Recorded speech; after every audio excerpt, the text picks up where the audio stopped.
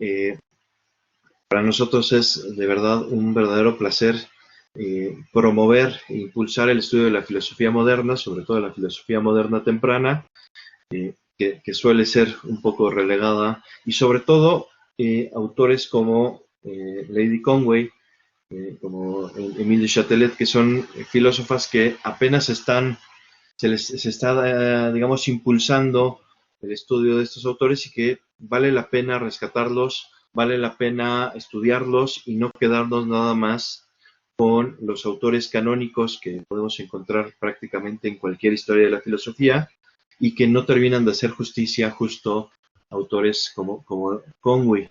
Y bueno, para mí es un placer muy grande, de verdad, que esté con nosotros la doctora Concha Roldán, no solo porque es una gran investigadora, reconocida prácticamente en todo el mundo, sino porque también pues le tengo un cariño yo muy especial, porque ha sido quien me ha acompañado en toda mi travesía con Leibniz y que me ha apoyado en muchísimas cosas y yo eso se lo agradezco siempre.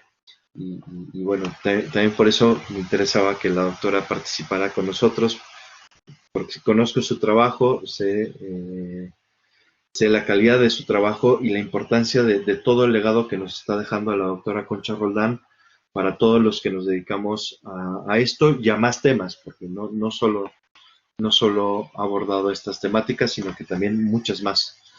Entonces, me gustaría presentarla formalmente, compartiéndoles algo de su semblanza curricular. La doctora Concha Roldán es profesora de investigación en el Instituto de Filosofía del CSIC, del que es directora desde 2007.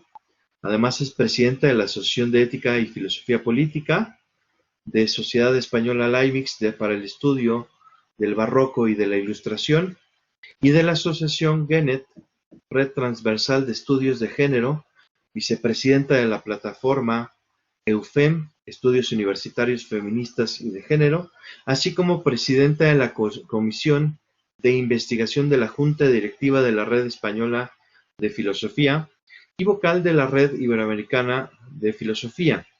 También fue presidenta entre 2014 y 2017 del área de Filosofía y Filología en la Comisión Nacional de Evaluación. Asimismo, desde 2015 es directora de la revista Isegoría, revista de filosofía moral y política, de la que fue secretaria desde 2005. Desde 2007 es directora, de la colección Teoría cum Praxis del CSIC, que se publica en Plaza y Valdés.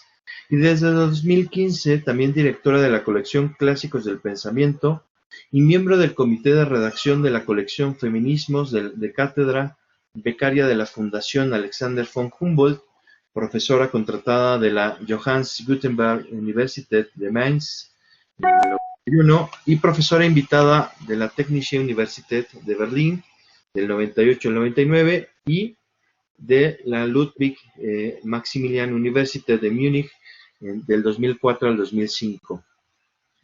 Ha sido IP del Grupo Español del Proyecto Europeo Enlightenment and Global History 2010-2013 y coordinadora principal del main leader del proyecto europeo Marie Curie, Philosophy of History and Globalization of Knowledge, Cultural Bridge Between Europe and Latin America, de 2014 a 2018. Actualmente es investigadora principal del proyecto I+D, el desván de la razón, cultivo de las pasiones, identidades éticas y redes sociales. Tiene numerosas publicaciones sobre filosofía moderna.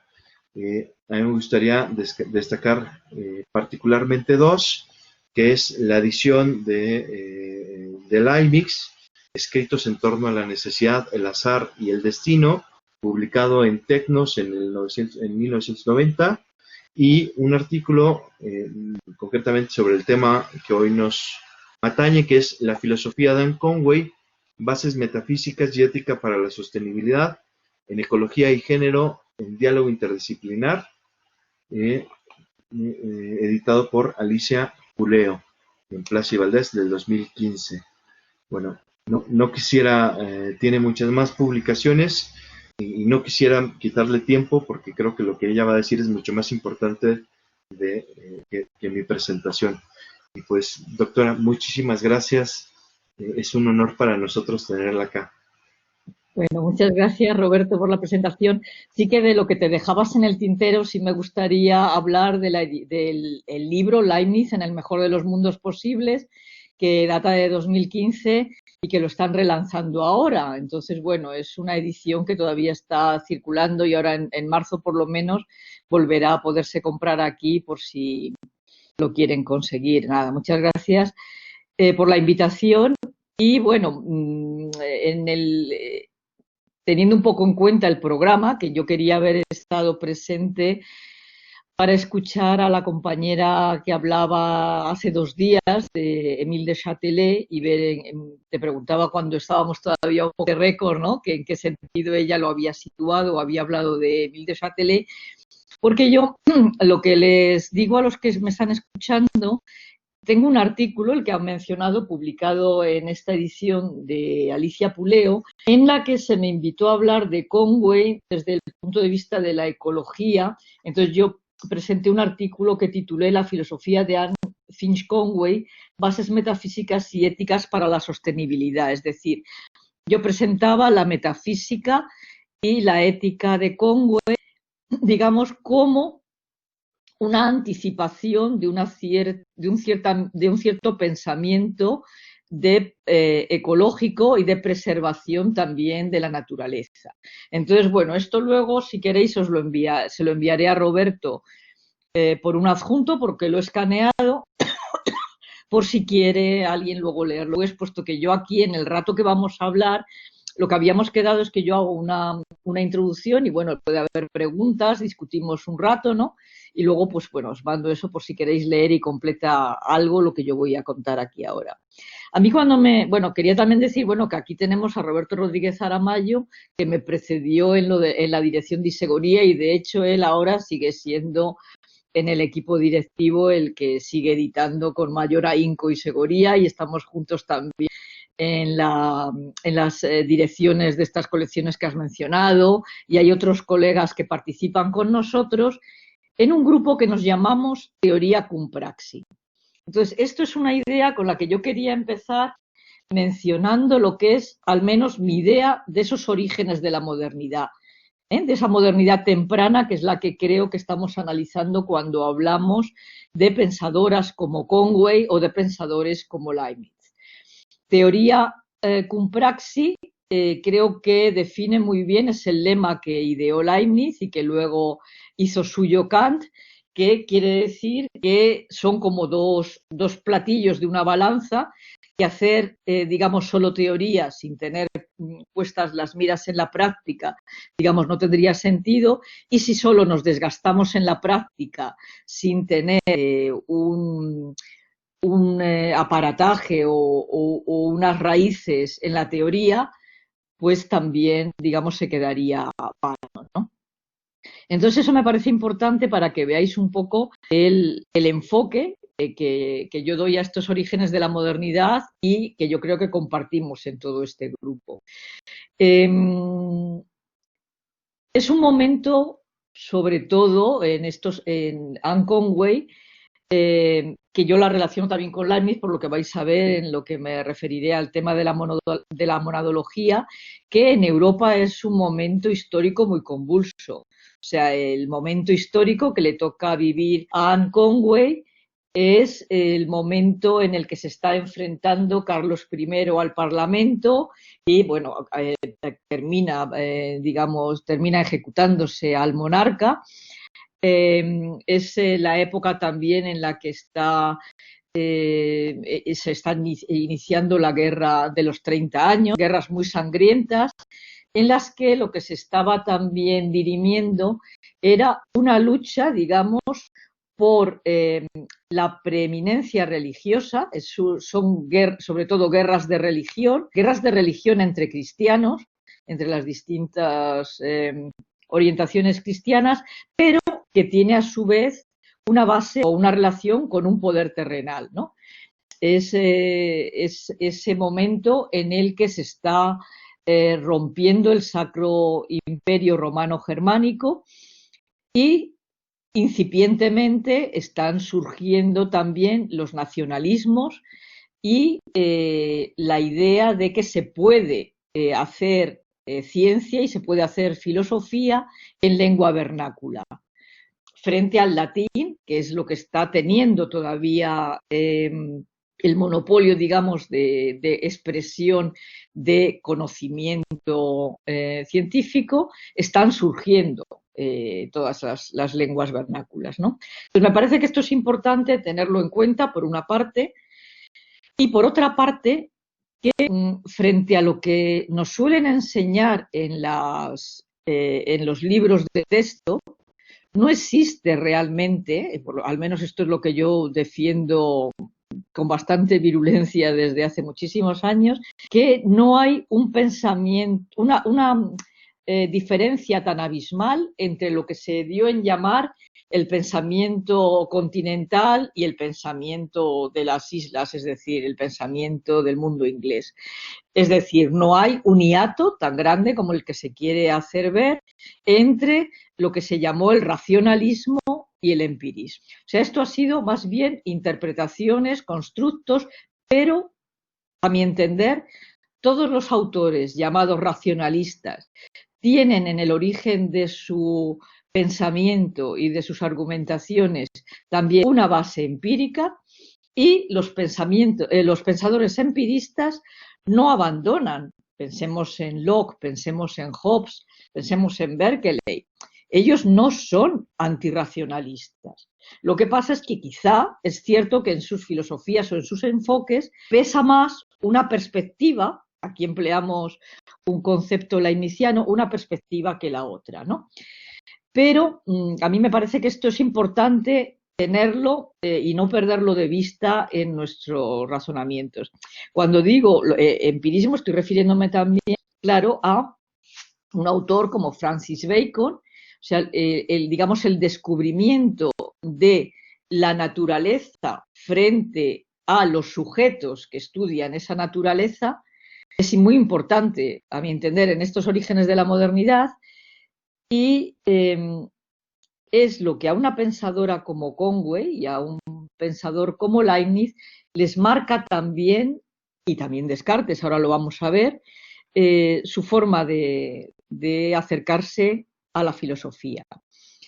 Les importa por eso, por este descubrimiento, digamos, que se está haciendo de la naturaleza, y separarnos, ¿no? Separar al sujeto del conocimiento, de la naturaleza como objeto de conocimiento.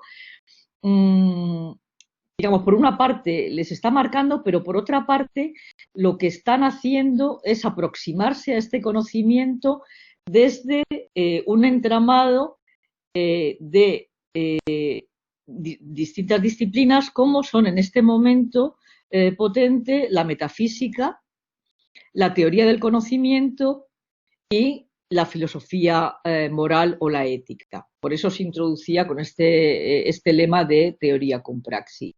Y estos autores tampoco les interesa solo el estudio de la naturaleza, digamos, como en un ensayo de laboratorio, sino lo que intentan es dar respuesta a problemas concretos que tienen que ver con el movimiento, o sea, con cuál es ese origen del movimiento de los cuerpos, porque nos movemos tanto digamos, en el cosmos, digamos, en nuestro globo terráqueo, como en el movimiento de los astros. O sea, es también la astronomía y todos los estudios, digamos, de la ciencia, llevar, digamos, la ciencia estelar es fundamental. Y la relación con la matemática, es decir, hay entre la ciencia pura, digamos, y la ciencia y la reflexión filosófica, no hay una separación como la que hemos experimentado posteriormente. Entonces, esto me parece a mí que es una de las cosas que también hace en estos orígenes de la modernidad más rico este pensamiento, que es más complejo. Leibniz llega a tematizar esta complejidad del pensamiento, por eso os decía que él hablaba de perspectivas, es decir, hay un conjunto, el conjunto también del universo, al que ahora voy a ir aterrizando para hablaros sobre todo de Conway, que es de lo que me habíais invitado a hablar, pero esta aproximación a digamos, descripción del universo se traduce también, digamos, en lenguaje matemático. Aquí estamos todos pensando, he hablado de astronomía, también pensamos seguro todos en Galileo, hemos mencionado también a Bacon, y claro, Leibniz, sobre todo, será un pensador en el que lo que hemos dado en llamar en nuestros días la multidisciplinariedad está perfectamente presente. O sea, él está a su vez trabajando en matemáticas, en física, en filosofía, que es no en vano la primera de las ciencias, y estos, digamos, estudios acerca del universo se completan, digamos, desde todas estas perspectivas, porque las propias disciplinas de conocimiento son también distintas disciplinas que se aproximan al conocimiento de lo real. Bueno, esto era un poco una pequeña introducción que quería hacer sobre lo que es al menos mi concepto de modernidad dentro además de su contexto histórico. Quería dedicar ahora 2 o 3 minutos a hablar de Conway y de la dificultad. Estamos hablando del siglo XVII, de la dificultad que tenían las mujeres también en la época. Émile de Châtelet es un poco posterior, pero comparten esta época. Lo difícil que les resulta no solo publicar y publicar con su nombre sus obras, sino también acercarse al estudio. O sea, las mujeres que están robando el saber, sobre esto escribí acerca de Ana María van Schurman un artículo hace varios años, Alma Mahler habla de, dice, con garras de acero voy haciendo mi nido robado, ¿no? Las mujeres de alguna forma están accediendo a los orígenes de la modernidad al saber como algo que no les es concedido como un derecho propio, sino que es algo que tienen que robar, que tienen que querellarse para adquirir. Hablamos aquí de la querel de las mujeres en esta época, ¿no? Una querel que en aquel momento... Uy, esto lo tengo aquí... Espera, voy a apagar porque está entrándome esto para que no esté todo el rato los correos. Para adquirir, ¿no? Hay cuadernos de quejas también en el mundo de la política. Es un mundo, digamos, en la aurora de lo que va a ser también la Revolución Francesa. Hay otras autoras que seguro que conoceréis, por lo menos de nombre, Marie de Gournay. Marie de Gournay, tenemos un texto en esta colección que mencionabas, de clásicos del pensamiento, justo sobre los discursos sobre la igualdad.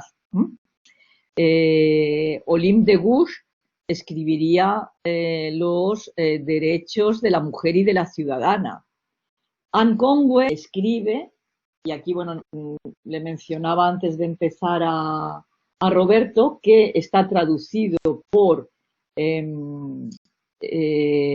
Bernardino Origuel, que es un socio ya veterano de la Sociedad Española Leibniz que mencionaba Roberto que presido. Publicó un texto titulado Principia Philosophiae Antiquissimae e Recentissimae. Está traducido por él, si pudiéramos conseguir, porque no se difunde muy bien, os lo podríamos hacer llegar. Entonces, es una obra que ya aparece póstuma en 1690, la difunde Van Helmont cuando Anne Conway ya había muerto, porque Anne Conway nace en 1631 y muere en 1679, con apenas 50 años, ¿no?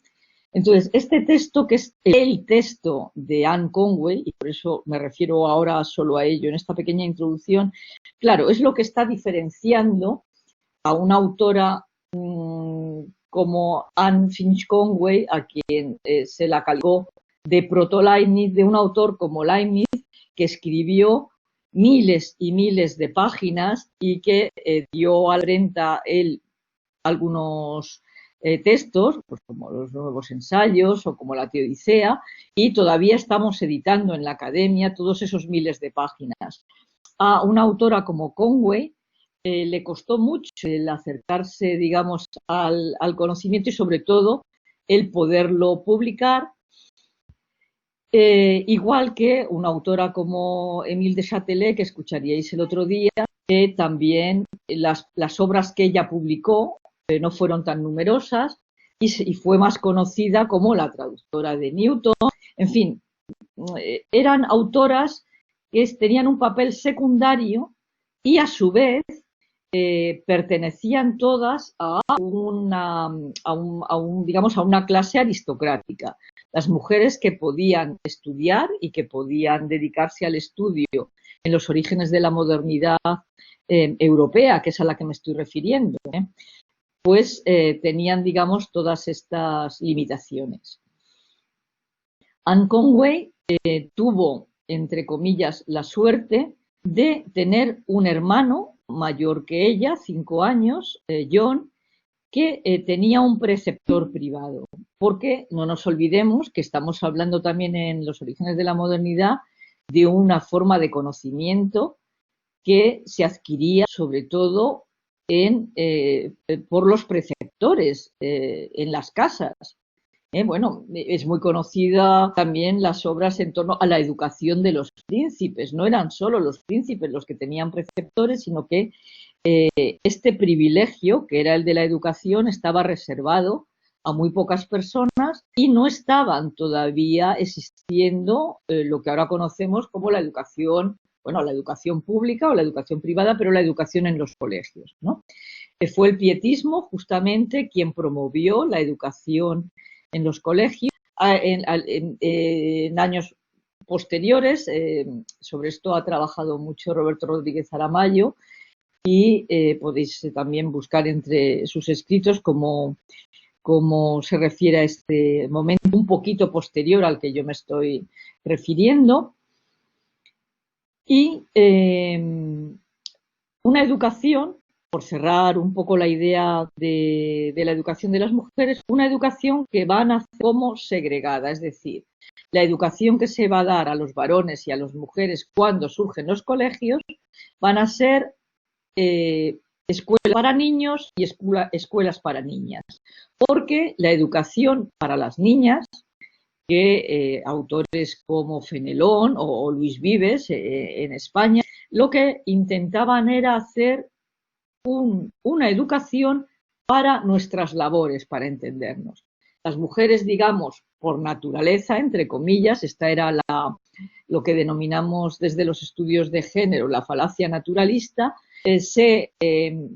por esa diferencia biológica que las mujeres podían engendrar y tener hijos, de eso se hacía un oxímoron y se consideraba que las mujeres por naturaleza debían estar dedicadas al cuidado de sus semejantes y sobre todo al cuidado de los niños y de las labores del hogar, ¿no? Entonces esto es lo que hace que se sitúe a las mujeres siempre en el plano del conocimiento también, en un plano de inferioridad y que se desarrollen teorías que defienden que esta inferioridad, o sea, lo que es la debilidad, digamos, física, se traduce en una inferioridad también en nuestras facultades de conocimiento y que no podamos dedicarnos a aquellas disciplinas que por excelencia son las más abstractas, como serían la filosofía y las matemáticas. Esto es algo que os cuento, bueno, mucho se ha escrito sobre ello, pero para, ya digo, centrar un poco la dificultad que estas autoras tuvieron de tener un reconocimiento. O sea, no eran reconocidas en plano de igualdad, siempre se habla de filósofas menores, ciertamente son menores por la cuantía de su obra, pero quizá no tanto por la profundidad de la misma.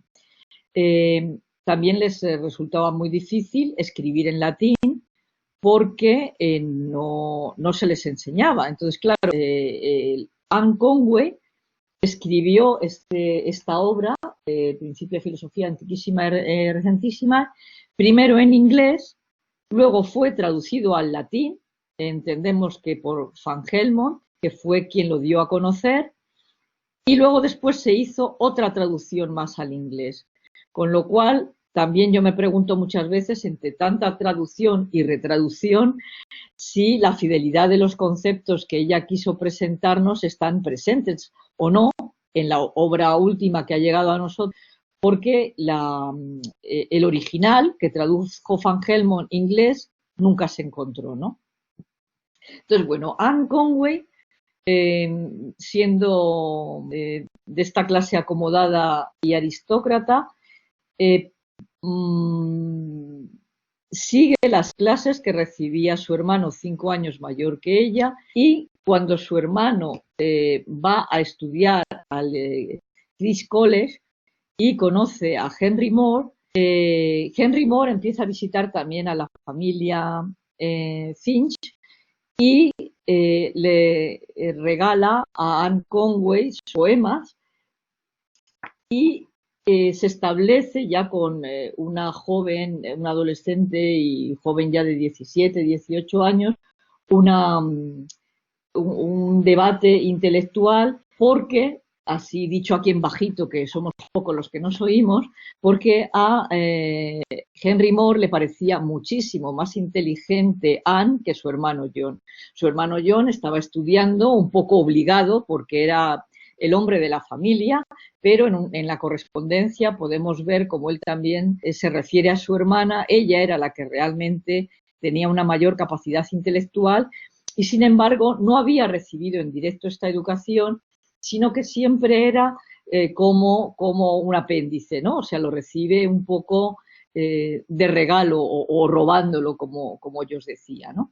Pero bueno, con todo ella tiene relación con la escuela de los platónicos de Cambridge, de los que Henry Moore era uno de los principales defensores, y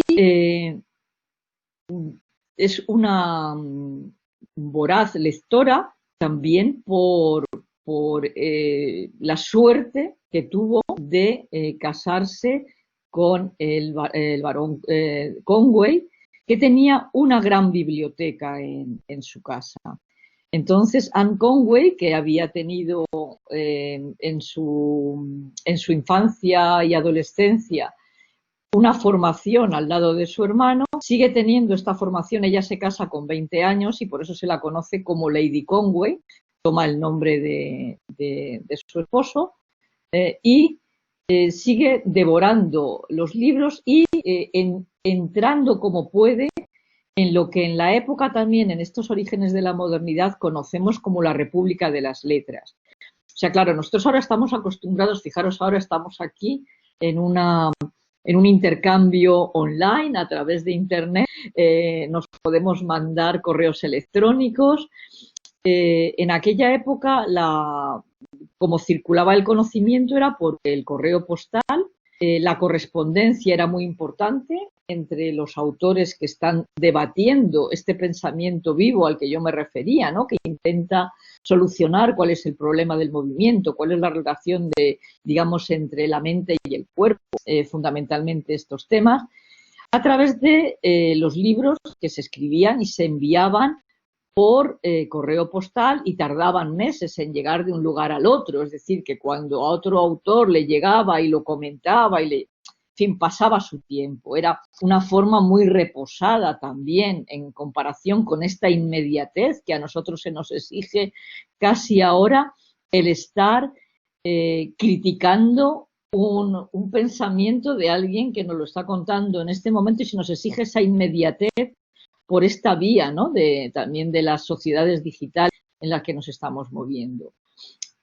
Esta transmisión de los libros, la correspondencia y también las siguientes revistas. O sea, lo que a nosotros ahora nos parece lo más normal, esto que nos exigen para evaluarnos, ¿no? Que hayamos publicado artículos en revistas conocidas, que en estos momentos están apenas empezando a surgir. Bueno, Leibniz mismo creó el Acta Eruditorum, están empezando a surgir, lo mismo que las academias y las sociedades científicas, ¿no? Pues las mujeres tampoco tenían acceso a estas sociedades científicas, no podían ser ni socios ni, desde luego, presidir una academia. En 1700, ya muerta Conway, pero Leibniz, cuando funda la Academia de Berlín y cuando muere el astrónomo von Kirch, él propone que su mujer, María Winkelmann von Kirch, fuera quien presidiera la academia, porque era además mucho más joven que el señor Kirch, que había fallecido, y la que en realidad llevaba 10 años haciendo esos calendarios que servían tanto para la agricultura como para seguir los astros, ¿no? El movimiento de los astros. Sin embargo, eso se le rechazó a Leibniz. Leibniz, que por eso yo siempre lo cuento entre los defensores de las mujeres, no pudo conseguir que una mujer presidiera la academia. Tuvo que ser el hijo de Marie Winkelmann el que fuera ese presidente, a condición, esto os lo digo porque es puro escarnio, de que su madre siguiera haciendo el trabajo, porque el hijo pues tampoco podía hacerlo, ¿no? Entonces, bueno, fijaros en qué momento estamos hablando. Ahora, claro, nosotras muchas veces dicen, es que claro, no es que no había mujeres, ha habido una ausencia de las mujeres en las historias de la filosofía. Yo os estoy hablando ahora de Conway, de principios de la modernidad, pero ha habido mujeres mucho antes. Hildegarda von Bingen tiene una obra, y una obra mucho más amplia, en 5 tomos, en lo que era el Trivium y el Quadrivium, en la Edad Media. Hay autoras también en el mundo griego, Aspasia, Hipatia. Hubo mujeres que escribieron, pero esas obras no pasaron a, digamos, a engrosar las historias de la filosofía por esto que yo os estoy contando, que es el prejuicio de la inferioridad, el prejuicio a priori de la inferioridad de su pensamiento. Bueno, Conway, digo, tuvo esta suerte de pertenecer, de acercarse al Círculo de Cambridge, y la importancia de la filosofía de Conway, por eso Longton la denomina un proto-Leibniz. Esto Bernardino Orio en la introducción de esta traducción lo recoge. A ver, que he perdido el hilo. Un proto-Leibniz. A ver. Espérate, que he perdido ahora el hilo de lo que quería decir. Bueno, lo retomo desde otra manera, desde otro lugar. Sí, la importancia de un proto-Leibniz, por lo que yo os daba como primera parte del título, que era el monismo metafísico, ¿no? La idea de un monismo metafísico, y ella critica a Descartes, lo mismo que lo va a criticar Leibniz, mientras que los platónicos de Cambridge siempre, aunque fueron, digamos, también defensores de un vitalismo y de un espiritualismo, entre comillas, no dejaron de ser nunca dualistas como Descartes. A ver si esto lo planteo bien, porque era la otra idea fundamental que quería transmitiros en esta charla, que yo creo que está presente en estos orígenes de la modernidad, que es sobre todo el dualismo cartesiano, o sea, la división entre los defensores, digamos, del dualismo cartesiano, que es la innovación. Por eso la obra de Anne Conway se titula Principia Filosofía Antiquísima e Recentísima, porque ella lo que hace es mediar entre lo que es el pensamiento de la antigüedad y las innovaciones que está teniendo el mecanicismo cartesiano, y que por eso, digamos, este hiato, digamos, entre el dualismo, o sea, este dualismo, ¿no?, entre la mente y el cuerpo, es lo que está presente en toda la filosofía cartesiana, y lo que van a criticar de un lado Conway y de otro lado Leibniz, haciendo que el individuo sea una unidad, digamos. La diferencia, digamos, entre Conway y Leibniz será que Leibniz hablará de una monadología inextensa, habla como uno de la definición de lo que es la mónada es que es inextensa, mientras que Conway habla de mónadas extensas. Y a ver si soy capaz de explicaros en algunas palabras, luego ya podéis leer más al respecto, lo que es la creatividad mayor de esta mujer, que es querer mostrar que lo extenso y lo inextenso son un continuo. Ella, espera, a ver, aquí tengo, para no irme por las ramas, algunos textos.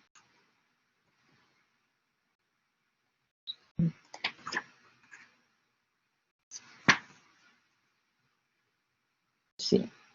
La doctrina, dice, Anne Conway pretende conciliar en su obra dos fuerzas en principio contrarias, la doctrina de la emanación y el vitalismo de los antiguos, sobre todo de los griegos, de los cabalistas y de Filón de Alejandría, de un lado, intenta conciliar esto con el mecanicismo de la cosmovisión moderna de otra, y a su vez hacerlos compatibles ambos con la teología cristiana, que era algo que estaba muy en la órbita de los platónicos de Cambridge. Por eso si empezamos a leer esta obra y vemos su índice, empieza hablando también de conceptos que más que filosóficos nos parecen religiosos. Bueno, habla de Dios, bueno, pero en los orígenes de la modernidad, a pesar de que otro de los fundamentos es la oposición que quieren tener los filósofos modernos con la escolástica y querer dejar de ser la filosofía una servidora, digamos, de la teología, sin embargo, no se deslindan de la idea de Dios. También en Leibniz, si recordáis, uno de sus principios, uno de sus escritos fundamentales también será cómo demostrar la existencia de Dios. En fin, en esto los pensadores de los orígenes de la modernidad tampoco se están deslindando de ello, ¿no? Entonces, al comienzo de su obra, Conway comienza aceptando la existencia de Dios como evidente, sin prueba de demostración, y subraya además el papel de Cristo como mediador entre Dios y las criaturas en el proceso de emanación y creación. Sin embargo, y aquí es donde radica la originalidad de Conway frente a sus maestros platónicos de Cambridge, será en que ella propugna una ontología del espíritu derivada de los atributos de Dios que se establece en oposición a las interpretaciones filosóficas de More, de Descartes también, de Hobbes y de Spinoza. Ella al final de su obra hace también una crítica a Spinoza porque ella tampoco se quiere situar dentro del materialismo, que sería la aproximación que hace Spinoza frente a Leibniz y frente a Descartes también a la idea de la sustancia y los atributos de la sustancia, como sabéis, ¿no? Entonces, uno de los aspectos fundamentales de la filosofía de Conway será también la deuda que ella tiene con el pensamiento cabalístico. Y esto lo subrayo porque durante mucho tiempo también se presentó la filosofía de Conway como una anticipación de la monadología leibniziana. Sin embargo, a mí me parece que son independientes, o sea, ambos parten de la idea de mónada o toman la idea de mónada de este pensamiento cabalístico, también Leibniz. Aunque Leibniz empiece a utilizar este concepto de mónada en lugar de sustancia ya en los años 90, siendo así que Van Helmont ya le ha hecho llegar la obra de Anne Conway. Entonces, bueno, esto es un poco ese debate que hay, porque Leibniz se refiere a Conway como, y os voy a hacer una cita, os lo voy a leer porque lo dice mucho más claro que lo que yo os podría decir. Dice, mejor que, dice Leibniz, dice, ¿cómo hay que explicar razonablemente a aquellos que han alojado la vida y la percepción en todas las cosas, como Cardan, Campanella, y mejor que ellos, la señora condesa Conway, platónica, y nuestro amigo el señor Mercurio van Helmont.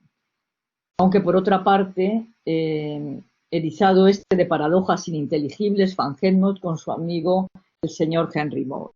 Entonces, bueno, Leibniz está diciendo, y lo dice también en muchos lugares de su correspondencia, que Anne Conway fue la que mejor supo exponer la idea de su propia monadología. O sea que en este sentido Leibniz está diciendo que Conway, a priori, porque antes que él, estaba sabiendo entender esta idea de una mónada inextensa, cuando en realidad yo creo que aquí Leibniz se está equivocando porque en Conway nunca existe la defensa absoluta de esta inextensión. Y voy a ver si os lo cuento. Ella habla del cuerpo y espíritu como un continuo donde dice, describe una visión en la que hay una diferencia esencial. No hay una diferencia esencial entre cuerpo y espíritu, sino que los dos, cuerpo y espíritu, son, como ella dice, interconvertibles, siendo los cuerpos espíritus condensados y los espíritus cuerpos sutiles volátiles, y argumentando contra Descartes que la materia inerte no puede existir. Frente a Spinoza, que presenta un sistema basado en un absolutismo determinista, donde Dios y la naturaleza se identifican, Conway empieza en su obra por distinguir entre Dios, intemporal e inmutable, y la criatura o esencia criada, compuesta por el conjunto de las cosas y con un único atributo definitorio, que es la mutabilidad, sosteniendo a su vez que todo individuo creado permanece inalterable en su individuación a fin de que se mantenga el orden divino inteligible. Con otras palabras, nos encontraríamos ante un nominalismo metafísico en el que el ser o propiedad esencial de cada cosa se define por su esencial mutabilidad, que sin embargo mantiene inalterable su individuación, de manera que no hay ontológicamente especies distintas, sino que cada ser es una naturaleza singular, una existente mutable individual, una mónada, que puede adoptar, y esto es lo que caracteriza la filosofía de Conway, que puede adoptar diversos grados de corporalización o espiritualización. Y como el conjunto de todos los individuos constituye una única criatura o esencia mundi, unos y otros están comunicados entre sí sin perder su individuación. Y se emiten continuamente partículas sutiles, imágenes o emanaciones aún a la máxima distancia. Esto es lo que para Conway precisamente significaría la creación. Dice, dar la esencia a la criatura aportando la voluntad a la idea, frente a la idea de una creación de la nada. Conway defiende pues una especie de emanación, en esto se acercaría más a Spinoza, de una modalidad, digamos, de panenteísmo, con el que pretende salvar la continuidad y a la vez la distinción entre Dios y la criatura, recurriendo a la figura del Cristo medio en quien todas las cosas subsisten. Bueno, esto es un poco una condensación un poco de lo que sería esta presentación de Conway, para que se visualice un poco más lo que ella define dentro de este continuo como espíritus condensados y cuerpos sutiles volátiles. Ella dice, en un famoso ejemplo, dice, ¿y qué significa esta interconvertibilidad? Es decir, que no estaríamos separados absolutamente, digamos, nosotros claro tenemos una concepción antropocéntrica, pero lo que está aquí Conway trayendo, y por eso yo presenté esta ponencia dentro también de este seminario, digamos, de ecologismo, y donde había muchas personas que hablaban también de ética animal o de, digamos, de la posibilidad de aproximar eh, eh, la, la metafísica con respecto a los animales y con respecto a los seres humanos. Conway aquí le supone un campo de inspiración porque ella en realidad no está haciendo compartimentos estancos. Ella lo que está diciendo, dice, es que puede haber fluctuación, y ahora paso para que no se me vaya todo el tiempo, a la relación que tiene esta concepción metafísica con la concepción ética también. Ella dice, yo no puedo convertirme en ese caballo, pero puedo convertirme en caballo. Esto es lo que Bernardino Orio, en su introducción, denomina el principio de sutilización recursiva asintótica de Conway. Es un principio de continuidad metafísica según el cual todo espíritu creado puede ascender y descender gradualmente en esta escala de sutilización y densificación sin llegar nunca al grado infinito de sutileza, que sería el espíritu por excelencia, que solo le compete a Dios, ni al grado cero de sutileza o infinito en densidad, que tampoco existe, puesto que para Conway la materia muerta o el no ser no ha lugar. No sé, bueno, es un poco muy condensado todo, pero que se haya visto un poco cuál es la idea, digamos, metafísica de esta metafísica de Anne Conway, y que con su principio de simpatía lanza un puente entre la metafísica y la ética. El principio de simpatía también es algo que tematizó Van Helmont, y que pone en relación la metafísica de Conway con su ética, puesto que esta continuidad y esta ascendencia y descendencia, esta gradualidad metafísica, tiene una transposición ética desde el punto de vista del principio de perfección, que también, si recordáis, trató Leibniz y trabajó, digamos, con muchas más disquisiciones que lo hace Conway, pero, y sobre todo con muchas más páginas y muchos. Pero esta idea, ella no hablará, como Leibniz, del principio de la armonía de las cosas, sino de este principio de simpatía, pero lo que está es diciendo que según los seres humanos se perfeccionan, se distancian de esa mayor condensación, sería descender gradualmente en la escala de los seres, que sería la aproximación a los brutos, ¿no? Lo que sería, pero que esos mismos seres humanos, si descienden en su grado de perfección, se pueden hacer iguales a los animales o como brutos. Ese es el ejemplo que ella quiere decir. No puedo ser este caballo en concreto, pero puedo actuar como un caballo, puedo actuar como un bruto, ¿no?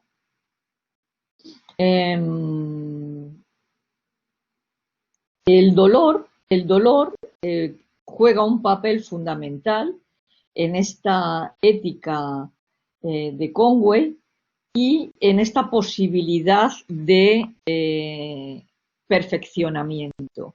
Y esto tiene también que ver con una experiencia vital de Conway que os quiero contar, que por una parte era que padecía de unas migrañas tremendas que la obligaban a estar encerrada en su habitación durante meses y sin poder leer, sin poder apenas tener contacto con los demás, y que incluso por medio de Van Helmont hubo intentos, digamos, de que le curasen de este mal, que nunca se supo cuál era su origen, aunque ya veis que ella murió muy joven, 48 años me parece que tenía, y lo que le querían practicar era una especie de trepanación, que afortunadamente, gracias a Van Helmont, esto no se llegó a realizar, porque yo supongo que entonces sí que hubiera sido acabar con la capacidad creadora de Conway de una vez. Por una parte, este dolor físico que ella padecía y el dolor psicológico que tuvo que padecer porque su único hijo de 2 años pues murió de 2 años de una pandemia, que ahora nosotros sabemos muy bien lo que es esto, y eso le sumió en un dolor también tremendo. Entonces, esto a ella le hizo llevar de la mano de Van Helmont aproximarse a los cuáqueros, que entre sus preceptos tematizan, ¿no?, también esta idea de dolor como perfeccionamiento. Y a ver, que se me va la olla. Como purificación, esa es la idea que quería decir. Pero además, la idea de los cuáqueros es fundamental, la igualdad de las mujeres, con lo cual Conway también encontró aquí un campo abonado, digamos, para que se le pudiera considerar en plano de igualdad con sus pensamientos, digamos, con el resto de sus compañeros masculinos. El otro punto que quería, con respecto a la ética de Conway, mencionar tiene que ver con la idea de armonía universal y esta simpatía universal que pone en relación todo lo que sucede en cada parte, digamos, del universo con el resto de los seres del universo. Ella habla de una especie de viga de madera, entre comillas, dice metafóricamente, dice, debemos imaginarnos como si hubiera una viga que atravesara todo el universo y estuviera poniendo en contacto unos seres con otros, de forma que algo que nos parece intangible, de alguna forma, digamos, la metáfora es lo que intenta explicar que todo está en relación con todo y que una parte del universo actúa, revierte también en cómo lo padece otra parte del universo. Yo esto, en el artículo que luego os pasaré, lo pongo en relación con la idea de la sostenibilidad y de la naturaleza, puesto que también no es solo una idea metafísica, sino que por esta continuidad entre lo material y lo espiritual, cualquier bien o cualquier mal que se puede hacer en una parte del universo puede revertir, según esta metáfora que ella nos comenta, en otra parte del universo. Esto es mucho más fácil de ver claramente en la ecología y ver cómo, si se está haciendo incendios masivos que están quemando los árboles, eso revierte en otras partes del planeta. Es muchísimo más comprensible, ¿no? Por eso ella también, esta metáfora que utiliza de la viga de madera, me parece que es muy clara, ¿no? Pero, digamos, lo que está de alguna manera subrayando es esta idea también que Leibniz luego tematizará como la idea de la armonía universal, que todo lo que se hace en cualquier lugar está en relación con el resto del universo y cómo mediante el sufrimiento, dice Conway, el mundo estaría en un continuo progreso hacia la perfección e incluso las criaturas, dice ella, más burdas e inmorales, eventualmente alcanza la bondad moral a través del sufrimiento. Bueno, esto lo podemos, si queréis, discutir, pero porque tiene también que ver con la idea de la justicia divina. Claro, la relación que luego desde la religión se traduce de este sufrimiento como, digamos, purga, digamos, de los pecados, ¿no? Ellos, tanto Leibniz también en su Teodicea, está todo el tiempo dialogando con los escritos bíblicos. Conway también lo hace en su texto, si lo veis, ¿no? Entonces, bueno, quizá, no sé si sigo hablando un poquito más o ya vamos terminando y pasamos a las preguntas mejor, porque yo creo que he terminado de decir un poco las ideas fundamentales de la metafísica, en fin, y situarlo dentro de la modernidad, si queréis.